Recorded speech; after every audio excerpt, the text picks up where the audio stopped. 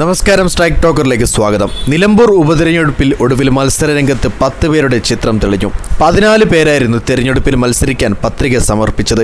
4 സ്ഥാനാർത്ഥികൾ പത്രിക പിൻവലിക്കാനുള്ള അവസാന തീയതിയായ ഇന്നലെ പത്രികകൾ പിൻവലിച്ചു.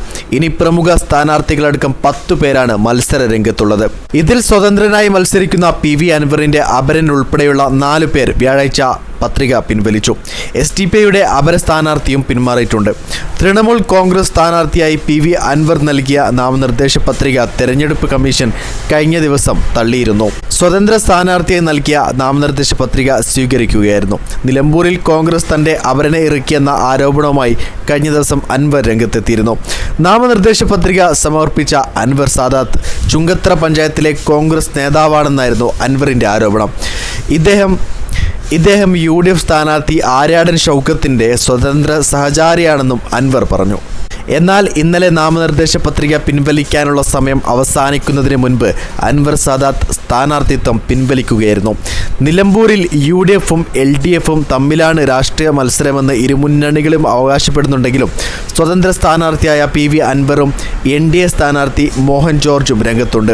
UDF സ്ഥാനാർത്ഥി ആര്യാടൻ ഷൗക്കത്താണ് ആദ്യം നാമനിർദ്ദേശ പത്രിക സമർപ്പിച്ചത്.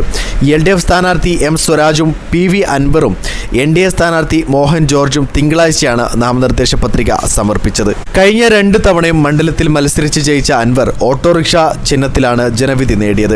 എന്നാൽ കേരള കോൺഗ്രസ് ജോസഫ് വിഭാഗത്തിന്റെ ചിഹ്നമായി ഇത് തെരഞ്ഞെടുപ്പ് കമ്മീഷൻ അംഗീകരിച്ച സാഹചര്യത്തിൽ ഇനി ഓട്ടോറിക്ഷ ചിഹ്നം ലഭിക്കില്ല.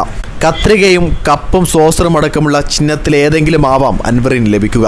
Aryadan Shoukath Indian National Congress, M Swaraj CPM, advocate Mohan George BJP, PV Anvar സ്വതന്ത്രൻ, സാദിഖ് നടുത്തൊടി SDPI, P രാധാകൃഷ്ണൻ നമ്പൂതിരിപ്പാട് സ്വതന്ത്രൻ, സതീഷ് കുമാർ G സ്വതന്ത്രൻ, N ജയരാജൻ സ്വതന്ത്രൻ, ഹരിനാരായണൻ സ്വതന്ത്രൻ, വിജയൻ സ്വതന്ത്രൻ എന്നിവരാണ് മത്സര രംഗത്തുള്ളത്. വീഡിയോ ഇഷ്ടമായി ലൈക്ക് ചെയ്യുക, നിങ്ങളുടെ അഭിപ്രായം രേഖപ്പെടുത്തുക. കൂടുതൽ വീഡിയോസുകൾക്കായി ഈ ചാനലിലൂടെ തന്നെ സബ്സ്ക്രൈബ് ചെയ്യുക. This is strike talker signing off.